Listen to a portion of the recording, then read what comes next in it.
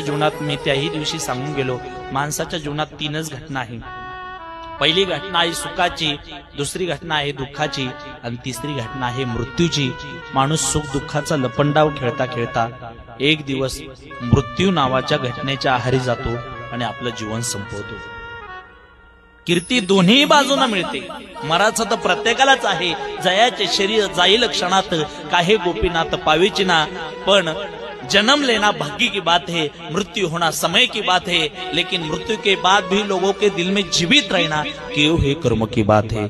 मेल्याच्या नंतर सुद्धा लोकांच्या हृदयामध्ये घर करून जाणं केलेल्या चांगल्या कर्माची पावती असते. आणि आज खऱ्या अर्थाने परमसद्य आदरणीय वैकुंठ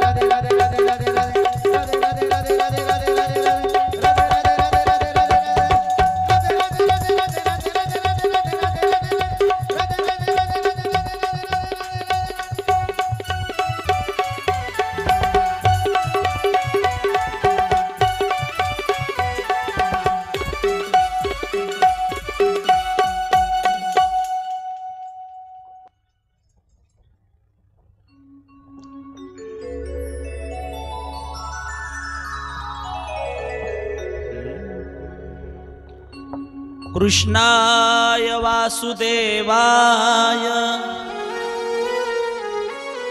हरे परमात्मने प्रणत क्लेशनाशाय गोविंदाय नमो नमः।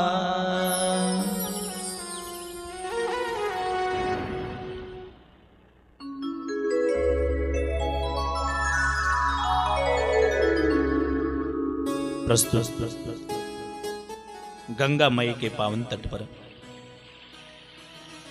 आनंद कंद परमात्मे के कथे में तल्लीन महात्मा शुकाचार्य कहते हे राजन, गंगा नदीच्या परम पावन तटावरती भगवान श्याम सुंदराच्या कथेमध्ये तल्लीन महात्मा शुकाचार्य महाराज ही कथा राजा परीक्षितीला वर्णन करून सांगतात.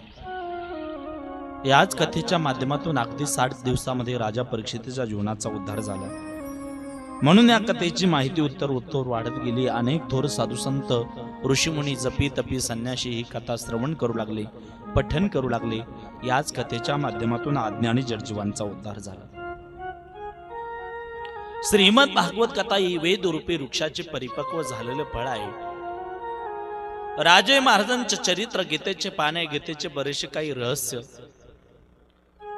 ज्यांना त्यांना आपापल्या सन्मार्गाने वागल्यानंतर मिळाल तर फलप्राप्ती. वाक्य आणि वाक्यावरून गेलेल्या व्यक्तीने दुःख भोगलं, त्या दुःखाचे प्रणिपात म्हणजे श्रीमद भागवत महापुराण आहे. अशी ही परमंगलमयी परात्पर अखिलेश्वर आकारण करुणा वरुणालयी भक्त वांछत कल्पतरू श्री बालकृष्ण लालके प्रतिवांगमयी मूर्ती श्रीमद भागवत महापुराण. अखिल कोट ब्रह्मांड नायक रुक्मिणी प्राण संजीवन जगदाधार श्री पांडुरंग परमात्म्याच्या निस्सीमागत कृपेधारा.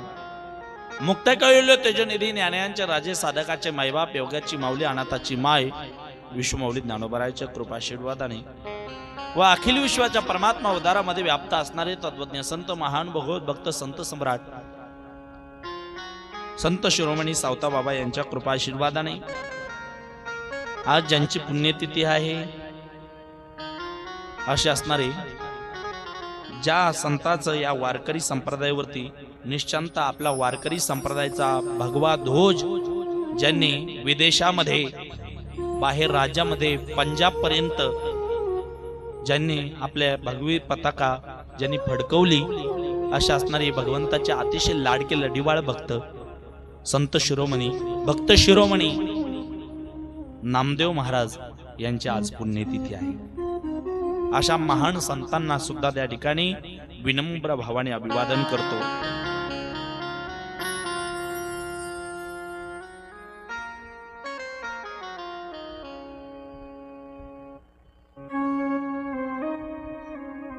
आज आपल्या कथेचा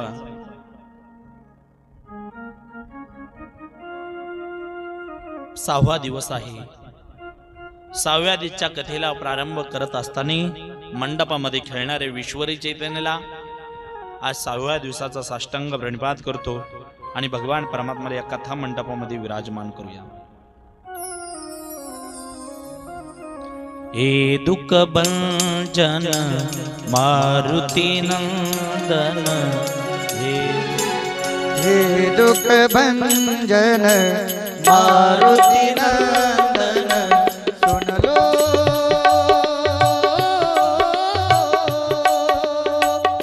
सुन लो मेरी पुकार, पवन सुत विनती बारंबार, पवन सुत विनती बारंबार, पवन सुत विनती बारंबार, पवन सुत विनती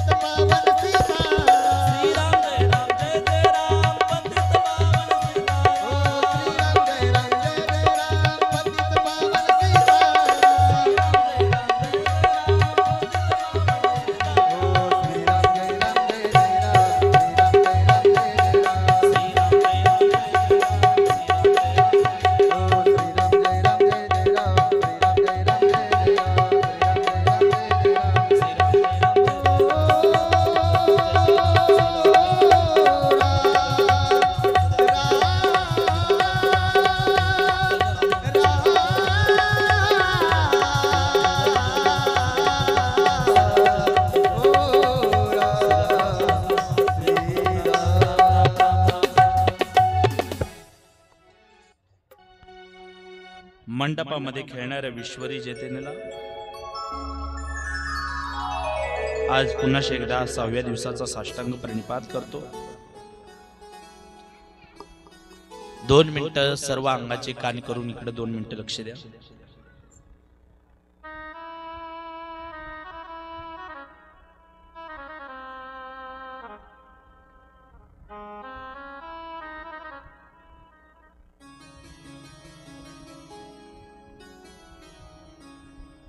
बघा,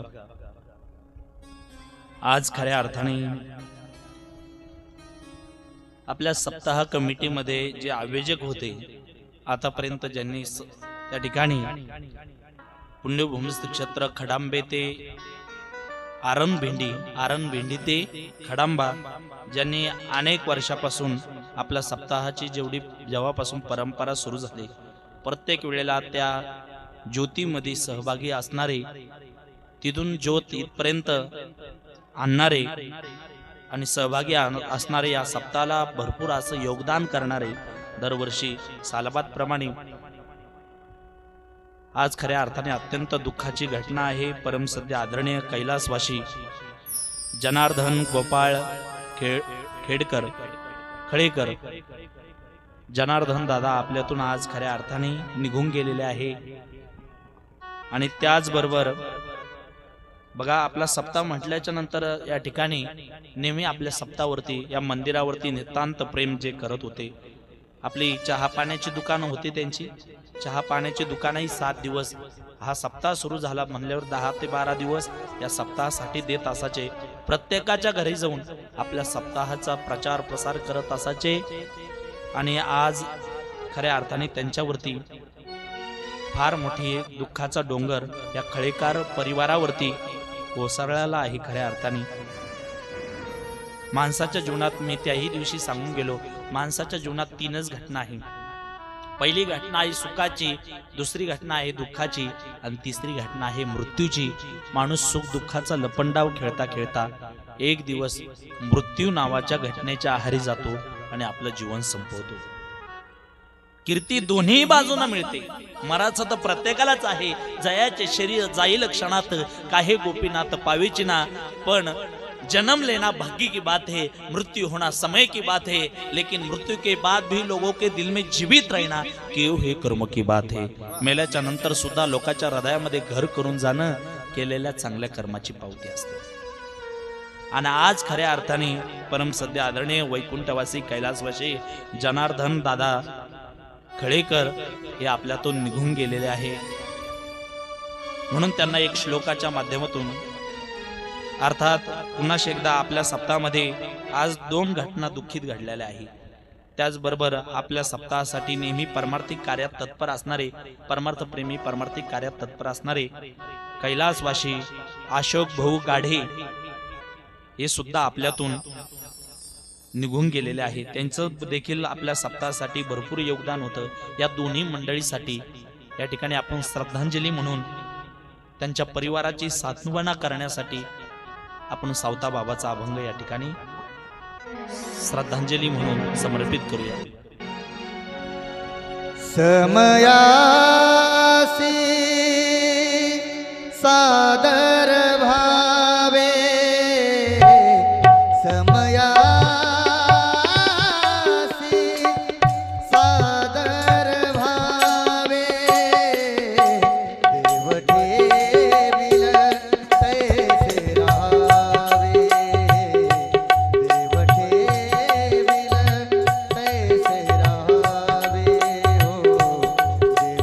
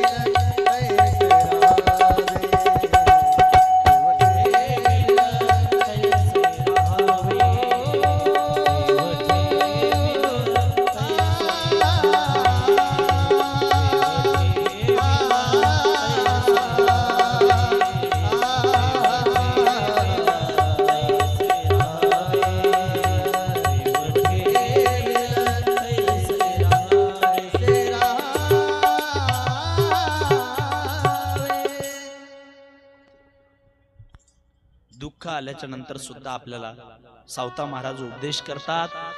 कोण्या दिवशी त्या ठिकाणी पालखी सुभेदार असेल, कोण्या दिवशी हत्तीवरती बसावं लागेल, कोण्या दिवशी आपल्याला पायी चालावं लागेल, कोण्या दिवशी त्या ठिकाणी पायात चप्पलही राहणार नाही, कोण्या दिवशी त्या ठिकाणी सत्ता संपत्ती पैसा तारुण्याच्या ऐश्वर्यात राहणार, आणि कोण्या दिवशी त्या ठिकाणी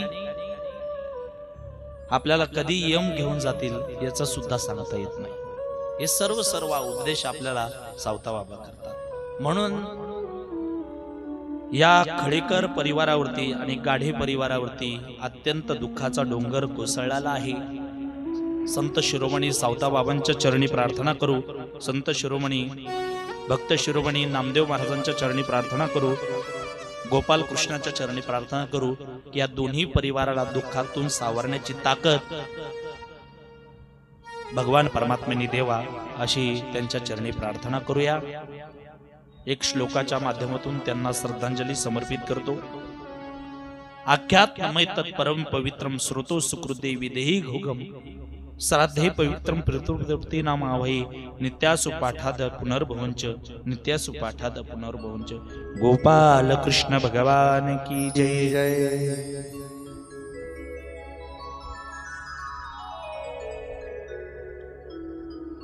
मला काही मंडळी म्हटली, महाराज आज खऱ्या अर्थाने या परिवारावरती दुःखाचा डोंगर कोसळला, मग आज कथा होणार की नाही असं काहीला वाटलं.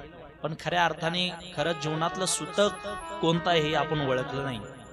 कोणतं सूतक आहे जीवनातलं हे तर परंपरा पूर्वजांनी लावून दिलेलं आहे. हे देवाने नाही लावलं, पूर्वजांनी लावलेलं आहे. खरं सूतक देवापासून वंचित राहणं, देवापासून दूर राहणं हे जीवनातलं खरं सूतक आहे. जे कायम त्या ठिकाणी देवापासून दूर राहतात ते जीवनातलं खरं सूतक आहे. म्हणून या ठिकाणी आज तर खऱ्या अर्थाने दुःखाचाही दिवस आहे आणि ठिकाणी भगवान परमात्म्याच्या बाललीला आणि या ठिकाणी भागवत कथा चालू आहे. आणि ठिकाणी माणूस मेल्याच्या नंतर सुद्धा दोनच ग्रंथ लावले पाहिजे. कोणते? एक शिव महापुराण, एक त्या ठिकाणी गरुड पुराण, आणि दुसरं पुराण सांगितलं असेल तर भागवत महापुराण. मेल्याच्या नंतर वाचल्या जाते बरं का ग्रंथ हे.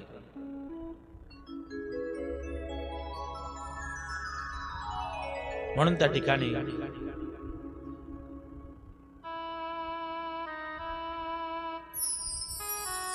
या ठिकाणी सुंदर असे भव्य दिव्य श्रीमद भागवत कथा ज्ञानयज्ञ सोहळा. कालच्या दिवशी आपण नाना प्रकारचे चरित्र पाहिले. त्या ठिकाणी मनु आणि शत्रुपा यांना 5 आपत्ती, आकुती, देहुती, प्रसूती, उत्तानपाद आणि प्रियवध. आपण पारचे आपत्ते जे मनु आणि शत्रुपांना झाले त्यांना त्या ठिकाणी चरित्र पाहिले. कालच्या दिवशी आपण उत्तानपाद नावाच्या राजाचं चरित्र पाहिलं आणि त्यांच्या पोटी ध्रुव बाळ जन्माला येतो आणि 21 कुळाचा उद्धार करतो. आणि त्याच वंशामध्ये अतिशय दुष्ट प्रवृत्तीचा राजा वेन राजा जन्माला येतो. त्याच्या शरीराचं मंथन केलं जपी तपी संन्याशाने आणि त्यातून भगवान परमात्म्याचा पृथ्वी अवतार प्रगट झाला. आणि त्याच वंशामध्ये एक प्राचीन बरी म्हणून राजा होऊन गेला. हा प्राचीन बरी काय करत असायचा? अनेक पशु पक्षीची बळी त्या यज्ञामध्ये देत असायचा. अनेक पशु पक्षी मारत होता. आणि एक दिवस नारद मुनी त्याच्या जवळ आले आणि नारदाने सांगितलं, अरे प्राचीन बरी, तू जो यज्ञ करत आहे त्या यज्ञामध्ये अनेक पशु पक्षीची बळी तू देत आहे. आकाशामध्ये पाहाया तू तुझ्या मरणाची वाट पाहून सर्व पशु पक्षी टपलेले आहे. तू कधी मरतो आणि कधी उचलून घेऊन जाते. कारण की आपण ज्याची आहुती देत असेल, लोक बकरे कापत असेल, अनेक प्रकारचे पशु पक्षीची निर्दयी निष्पाप पशु पक्षीची हत्या केला जाते. तर त्या ठिकाणी मांस खाऊन आहोस करी जोडूनी वैरी ठेविला. त्या ठिकाणी ते सुद्धा आपल्या मरणाची वाट पाहून तयार असतात, टपलेले असतात. कारण की घडी घडी काळ वाट याची पाये, अजूनही किती आहे अवकाश. तेव्हा तुझ्या मरणाची वाट पाहून आकाशामध्ये पशु पक्षी पाहत आहे तुझ्या मरणाची वाट. मग काय करू? मग त्याच्यासाठी त्याला जीवनाचं रहस्य कळण्यासाठी त्याला एक कथा सांगितलेली आहे. सांगितलं मी तुला एक कथा सांगतो. आशीत पुरंजनो नाम राजा राजिंद्रहोस्रवा आशित पुरंजनो नाम. एक पुरंजन उपाख्यान कथा सांगितलेली आहे. एक पुरंजन नावाचा राजा होता आणि त्याला एक मित्र होता, त्याचं नाव होतं अविज्ञात. पुरंजन आणि अविज्ञात हे दोघ जण मित्र होते. सर्व अंगाचे कान करून ऐका, मी तुम्हाला काही प्रश्न विचारणार आहे पहा कथेतले. पुरंजन आणि अविज्ञात हे दोघ जण मित्र होते. एका दिवशी एका अरण्यामध्ये फिरण्यासाठी गेले आणि फिरण्यासाठी गेल्याच्या नंतर पुरंजनला एक 9 द्वाराचं नगर दिसलं आणि पुरंजन म्हटला अविज्ञातला, मी आता जातो आणि त्या 9 द्वाराच्या नगरातून येतो म्हणे. हा पुरंजन गेला आणि त्या नगरामध्ये गेल्याच्या नंतर एक सुंदर स्त्री होती, अतिशय सुंदर स्त्री होती. इतकी सुंदर होती, इतकी सुंदर होती, इतकी म्हटल्याच्या नंतर कितकी म्हणायचंच नाही, एवढी सुंदर होती. आणि ती एवढी सुंदर स्त्री होती. हा काय म्हटला माहितीये पुरंजन, माझ्यासोबत लग्न करशील का? तिने हो, मी तुमच्या सोबत लग्न करण्यासाठी तयार आहे, पण माझ्या काही अटी आहे. मी कालच सांगून गेलो, लग्नाच्या अगोदर मुलीच्या अटी असतात. तिने काय अट आहे? तिच्या पाठीमागे एक 5 पाण्याचा नाग होता, 11 त्या ठिकाणी रक्षक होते, 365 स्त्रिया 365 पुरुष त्याच्या आजूबाजूने तिची सेवा करण्यासाठी होते. तुम्ही तुमच्या काय अटी आहे? तिने सांगितलं माझ्या अटी आहे. कोणकोणत्या? मी हस म्हटल्याच्या नंतर हसावं लागेल, मी रड म्हटल्याच्या नंतर रडावं लागेल, मी जे सांगितलं ते तुम्हाला ऐकावं लागेल. अशा जर माझ्या अटी मान्य असेल तर मी तुमच्या सोबत विवाह करण्यासाठी तयार आहे. तो म्हटला ठीक आहे आणि स्वतःच्या मित्राला विसरून गेला आणि तिच्यासोबत रममान झाला, तिच्यासोबत राहू लागला. आणि एक दिवस चंडवेग नावाचा राजा त्या 9 द्वाराच्या नगरावरती स्वारी करतो, झडप मारतो आणि सगळेचे सगळे नगर विध्वंस करून टाकतो. आणि त्यावेळेला तो पुरंजन शोक करतो, रडतो, माझं राज्य गेलं, माझी त्या ठिकाणी पत्नी गेली, सगळे शोक करतो, रडतो. आणि त्यावेळेला त्याचा जो मित्र होता अविज्ञात तिथे येतो, त्याला समजूत घालतो. म्हणजे या कथेचं तात्पर्य काय आहे? या कथेचं तात्पर्य असं आहे की अविज्ञात म्हणजे कोण आणि पुरंजन म्हणजे काय? पुरंजन म्हणजे जीव आहे, जीवाचा मित्र विश्वर आहे. लक्ष देऊन ऐका, जीवाचा मित्र कोण आहे? विश्वर आहे. एक दिवस ते एका अरण्यामध्ये फिरण्यासाठी आले, म्हणजे जीव आणि विश्वर अरण्यात फिरण्यासाठी आले. अरण्य म्हणजे काय? इह लोकात जे राहतो आपण, मृत्यू लोकात जे राहतो त्याला काय म्हणतात? अरण्य. ते जीव आणि विश्वर एका दिवशी अरण्यात म्हणजे मृत्यू लोकात फिरण्यासाठी येतात आणि त्याला 9 द्वाराचं नगर दिसतं. कोणाला? पुरंजनला. 9 द्वाराचं नगर म्हणजे काय? 9 द्वाराचं नगर म्हणजे शरीर रूपी 9 द्वाराचं नगर दिसतं. आणि जीव या शरीरामध्ये रममान होतो, जीव बुद्धीशी रममान होतो. म्हणजे त्याला एक सुंदर स्त्री दिसती. सुंदर स्त्री म्हणजे कोण? बुद्धिरूपी सुंदर स्त्री. आणि हा काय म्हणतो? जीव काय म्हणतो बुद्धीला? माझ्यासोबत लग्न कर. आणि बुद्धी काय म्हणते? मी तुमच्या सोबत लग्न करण्यासाठी तयार आहे, पण माझ्या काय अटी आहे. काय? मी हस म्हटल्याच्या नंतर हसावं लागेल, रड म्हटल्याच्या नंतर रडावं लागेल, मी जे सांगितलं ते तुम्हाला ऐकावं लागेल. म्हणजे जीवानी बुद्धीशी, मन बुद्धीशी रममान होतो आणि जे सांगितलं तसं माणसाला त्या ठिकाणी भोगावं लागतं.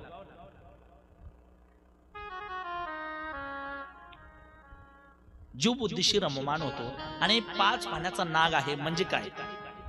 काय आहे महाराज? पंचप्राणी इंद्रिय. 11 रक्षक आहे म्हणजे 5 कर्म इंद्रिय, 5 ज्ञान इंद्रिय आणि 11वं मन आहे. 365 स्त्रिया 365 पुरुष त्या स्त्रीचं रक्षण करण्यासाठी आहे, त्या जीवाचं रक्षण करण्यासाठी. म्हणजे काय? 365 दिवस आणि 365 रात्री या जीवाचं रक्षण करण्यासाठी आहे. जीव बुद्धीशी रममान होतो आणि विश्वराला विसरून जातो. आणि एक दिवस चंडवेग नावाचा राजा या शरीरावरती झडप मारतो. म्हणजे काय? एक दिवस काळ रूपी चंडवेग नावाचा राजा या शरीरावरती झडप मारतो आणि प्राण काढून घेतो. प्राण काढून घेतल्याच्या नंतर हा जीव शोक करतो, रडतो, माझं शरीर, माझं राज्य, माझं शरीर, माझं त्या ठिकाणी सर्व शोक करतो. आणि एक दिवस त्याचा जो मित्र होता विश्वर, पुरंजनचा मित्र कोण? अविज्ञात म्हणजे विश्वर, आणि समजूत घालतो, झालेला वृत्तांत सांगतो. सांगितलं इथं तुझं काहीच नाही, इथं काहीच नाही. कारण की देह ही काळाचे, धन कुबेराचे, येथे मनुष्याचे काय आहे? इथं काही नाही. देह काळाचा आहे, धन कुबेराचा आहे, येथे माणसाचं काय आहे? कारण की देता देवविता, नेता नेवविता, येथे याची सत्ता काय आहे? देणारा तो आहे, नेणारा तो आहे, आपण काय करणार? म्हणून त्या ठिकाणी माणसाने जीवन जगत असताना कधी विश्वाराला विसरलं नाही पाहिजे. कारण की माणसाच्या जीवनामध्ये शेती घेतली नाही, जमीन बांधून घेतली नाही, लेकरं बाळाचे लग्न नाही झाले तर फार मोठी हानी होत नाही. पण हानी कधी होती? विसरलो तया थोर झाली हानी, पचतील खानी 84चा. त्या देवाला विसरून गेल्याच्या नंतर सगळ्यात मोठी हानी आहे.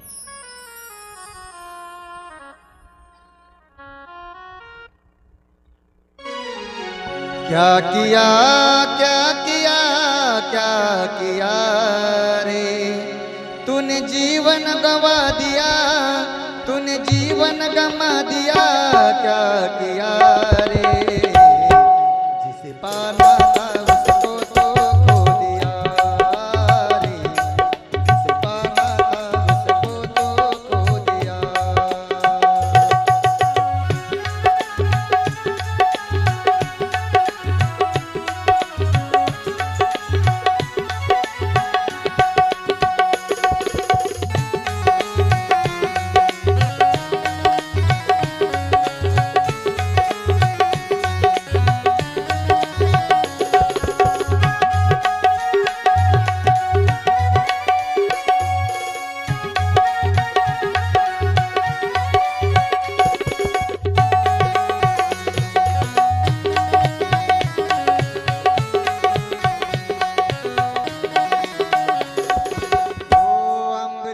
छोड़ा पिता है शराब से, भगवत नाम से मुंह मोड़िया, भगवान के नाम से मोह मोड़ लिया, भगवान के नाम से मोह मोड़ लिया. ओ अमृत छोड़ा पिता है शराब से, भगवत नाम को भूल गया.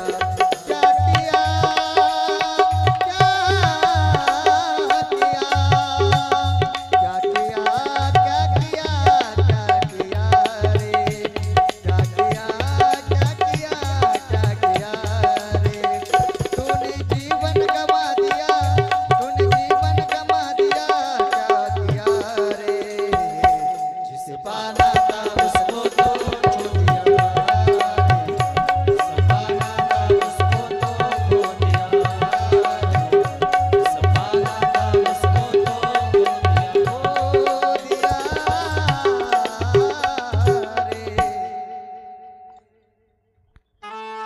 जे जीवनामध्ये साध्य करायला पाहिजे ते आपण करत नाही, आणि ज्याची गरज नाही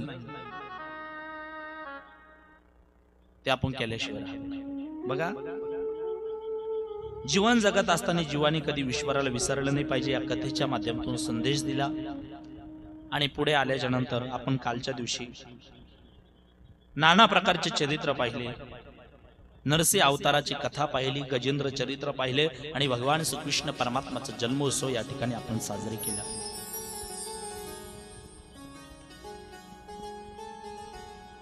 त्या ठिकाणी गोकुळामध्ये भगवान श्रीकृष्ण परमात्माचा जन्मोत्सव साजरी केला.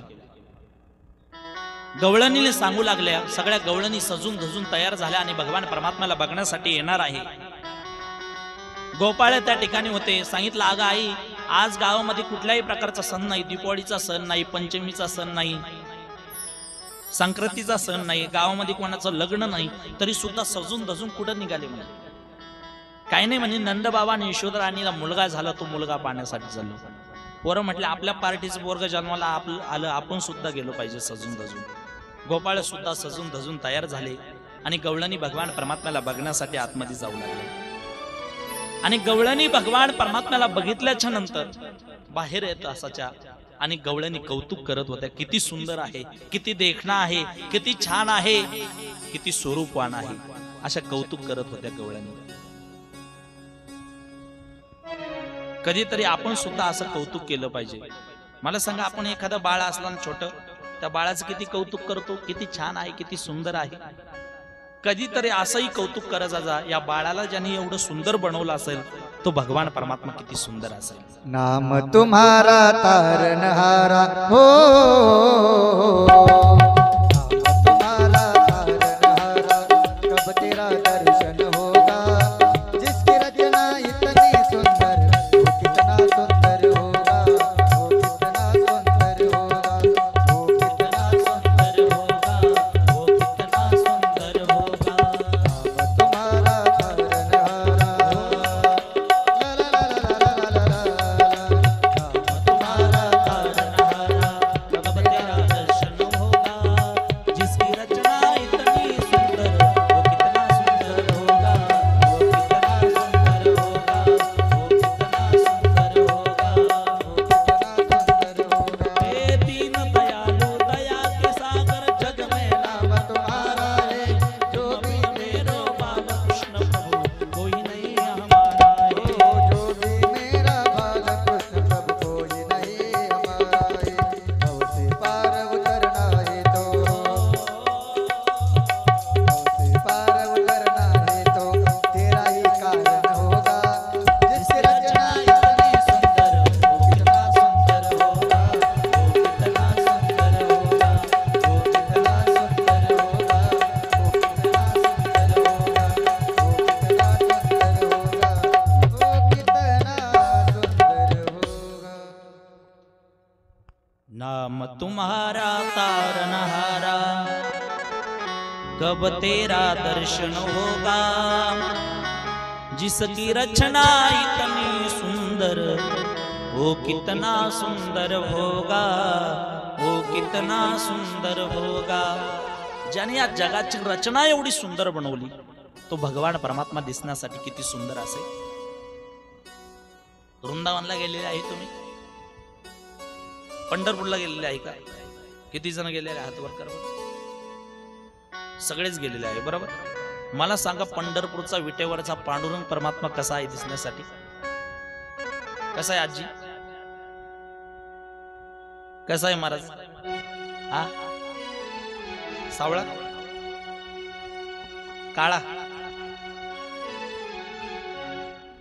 कसा आहे दिसण्यासाठी? खरं बोला, छातीवरती हात ठेवून सांगा मला, कसा आहे दिसण्यासाठी? सावळा आहे का काळा आहे? खरं सांगायचं.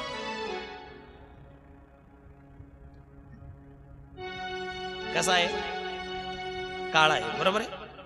मला सांगा, काळेपणा हे सुंदरपणाचं लक्षण होऊ शकतं का? हो गाववाले, बोला गड्या. मला सांगा, ज्याला पंढरपूर माहिती आहे त्याच्यासोबत पंढरपूरला जायला पाहिजे का? ज्याला माहिती नाही त्यासोबत? ज्याला माहिती आहे त्यासोबत. आमच्या गावातल्या एक जणांनी दिंडी काढली, अशा 10-5 म्हाताऱ्या घेतल्या, निघाला पंढरपूरला.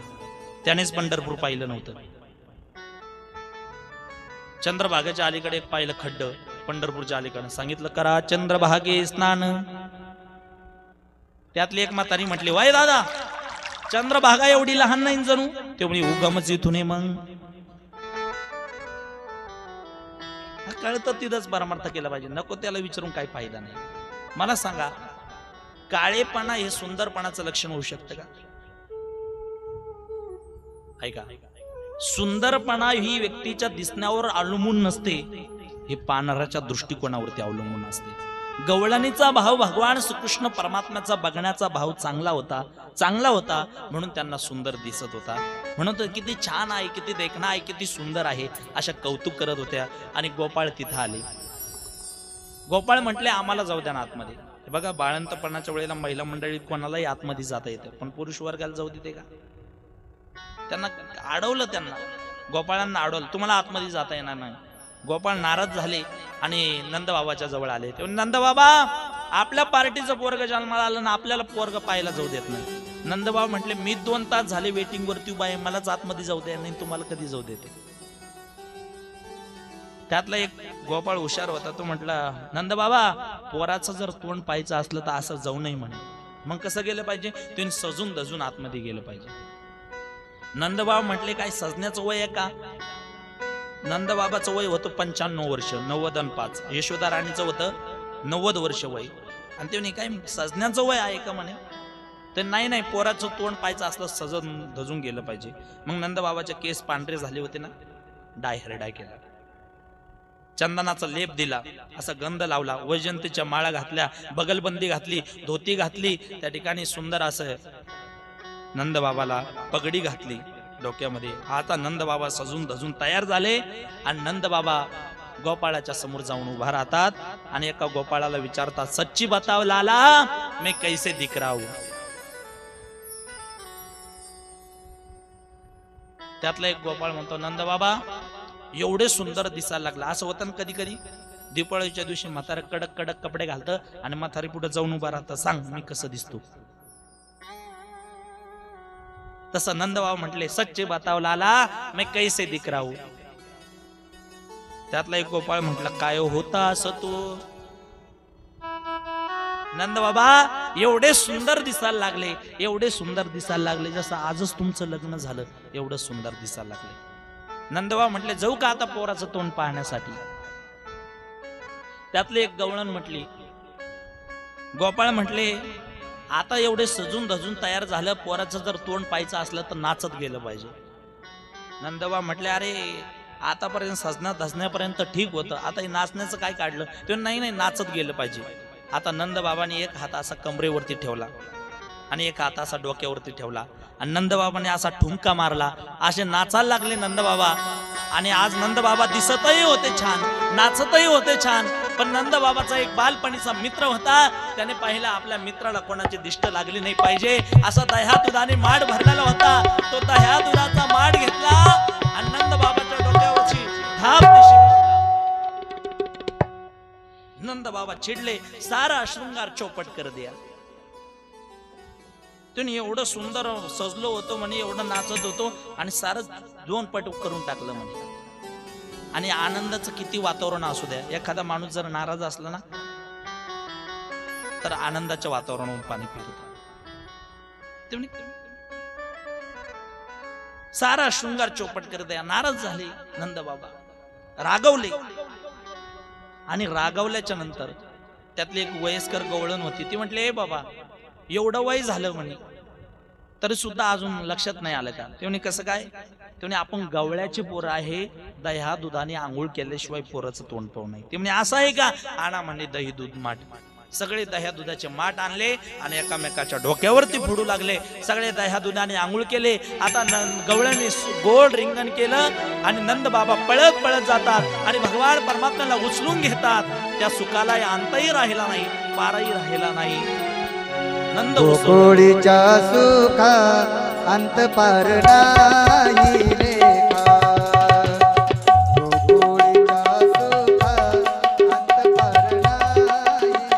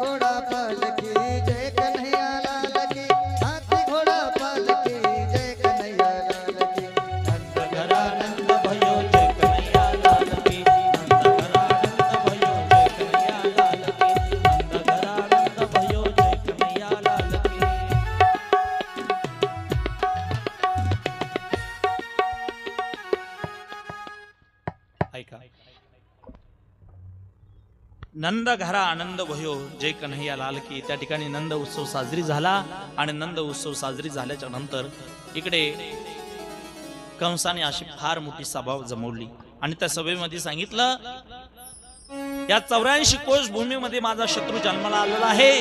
जो कोणी माझ्या शत्रूला मारेल त्याला अर्ध राज्य बक्षीस देण्यात येईल.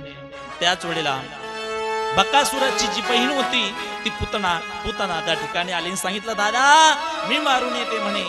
ते म्हणे, कसं काय मारणार? काही नाही म्हणे, स्तनामध्ये विष भरते. पंचकृषीमध्ये जेवढेही बाळ जन्माला आले असेल त्यांना विषारी स्तनपान देते आणि स्तनपान केल्याच्या नंतर ते मरून जाते. ना हो बकियम स्तनकाल कुटम जे हंसया पायेद पेसाद्भे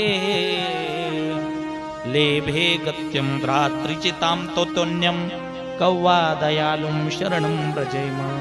अहो बकियम, बकासुराची बहीण पुतना म्हटली, मी मारून येते.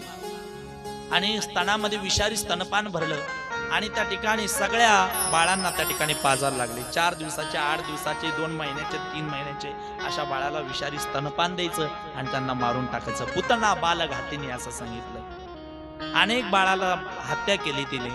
आणि पाहता पाहता आता नंद बाबाच्या घरी येणार आहे म्हणून त्या ठिकाणी अशी तशी नाही आली, ती सजून धजून आलेली आहे. त्या ठिकाणी लाली लावलेली आहे, गळ्यामध्ये अनेक प्रकारचे दागिने घातलेले आहे.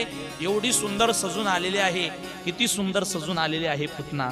तर त्या ठिकाणी नामदेव महाराजांनी वर्णन केलं. नामा म्हणे आली नंदाची या घरा स्वरूप सुंदरा देवंगणा. एवढी सुंदर सजून धजून आलेली आहे पुतना. आणि तिथं आल्याच्या नंतर आवाज दिला गोकुळामध्ये, यशोदा राणी, अगं यशोदे बाहेर आहे म्हणे. यशोदा राणी बाहेर आल्या. तेव्हा बोल काय काम आहे? कने अगं यशोदे ओळखलं का म्हणे. तेव्हा कोण आहे म्हणे तू? अगं यशोदे मी तुझी बहीण आहे. यशोदा राणी म्हटली, मला 2च बहिणी आहेत. एक खडंब्यात दिली, दुसरी वांबुरीत दिली. ही तिसरी कुठून आली म्हणे. अगं यशोदे तू जन्माला नव्हती आली त्यावेळेस आई वडिलांनी माझं लग्न करून दिलं तर म्हणे. तेव्हापासून आपली भेट नाही म्हणे दोघीची. पण तुला मुलगा झाला ते मुलगा पाण्यासाठी आले म्हणे. कुठं आहे म्हणे मुलगा? यशोदा राणी मनातली मनात म्हटली, कोण बाई आली? माझा मुलगाच पाहायचं म्हणते. मग त्यावेळेला यशोदा राणी म्हणते, आता बाळ झोपी गेलेलं आहे. एखादं काम नसलं करायचं तर लोक दुसरं कारण सांगून देतात. त्यावेळेला यशोदा राणी म्हणते बाळ झोपी गेलेलं आहे. त्याच वेळेला भगवान परमात्मा म्हटले, पहिलंच गिरायक आहे अवतारातलं आणि याला पाठीमागं पाठवून द्यायचं म्हणून त्या ठिकाणी देवाने रडायला सुरुवात केली. तर त्याच वेळेला सांगितलं, अगं रडू लागले भगवान परमात्मा. अगं यशोदे तू तर म्हणते झोपी गेले, ते तर जागी आहे म्हणे. मी आता जाते म्हणे बघून येते. पुतना आतमध्ये गेले आणि भगवान परमात्म्याला उचलून घेतलं आणि उचलून घेतल्याबरोबर त्याच वेळेला ती पुतना आकाश मार्गाने रममान झालेली आहे आणि भगवान परमात्म्याच्या मुखामध्ये स्तनपान दिलेलं आहे. आकराळ विक्राळ असं स्वरूप तिने धारण केलेलं आहे.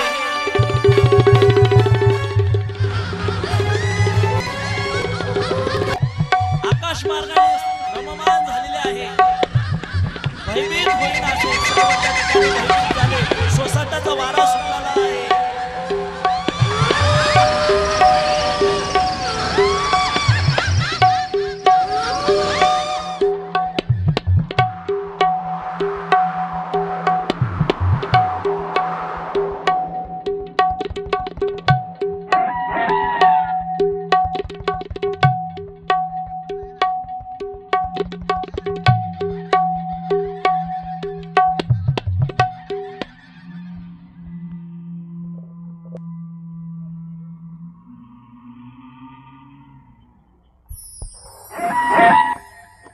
पुतना त्या ठिकाणी अकराळ विक्राळ असं स्वरूप घेतलेलं आहे. पुतनेने भगवान परमात्म्याच्या मुखामध्ये स्तनपान दिलेलं आहे. सगळे भयभीत झालेले आहे. लोक जे लोक दृश्य पाहतात पुतनेला ते भयभीत झालेले आहे. सोसाट्याचा वारा सुटलेला आहे. असं वाटलं प्रलय जवळ आला आहे. असं विक्राळ अकराळ असं स्वरूप पुतनेने घेतलेलं आहे.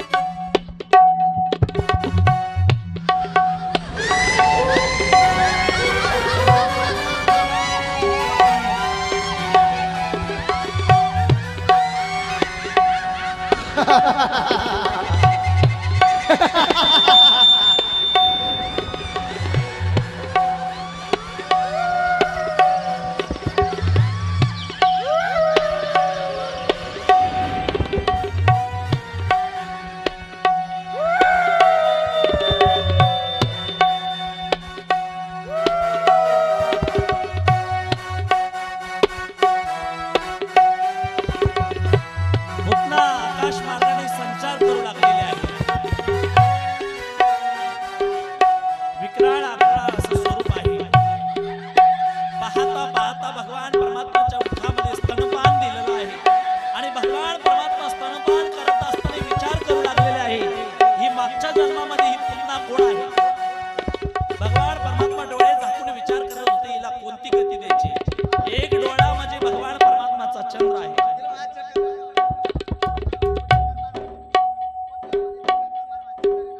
पुतना सगळीकडे फिरत आहे.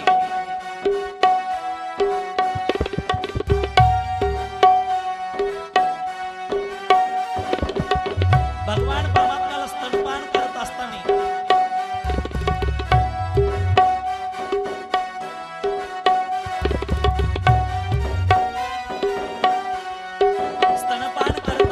भगवान परमात्म्याने डोळे झाकलेले आहेत.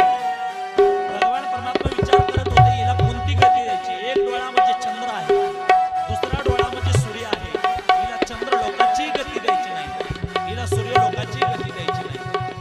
हिला गती कोणती द्यायची विचार करत होते.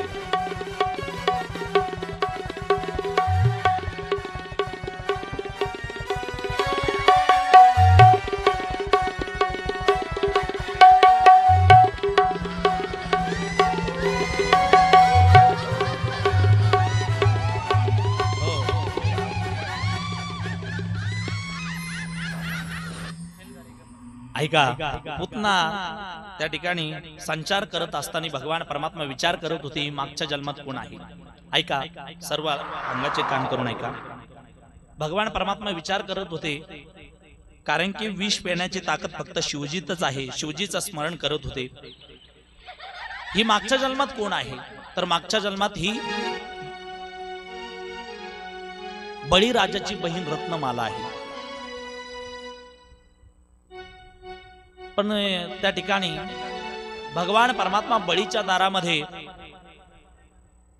वामन रूप घेऊन आले होते.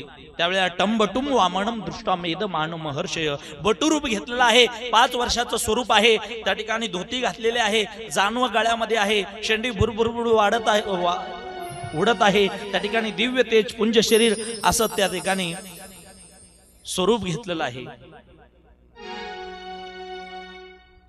पुतना जाऊ द्या आता, झालं पुतनाचं झालं.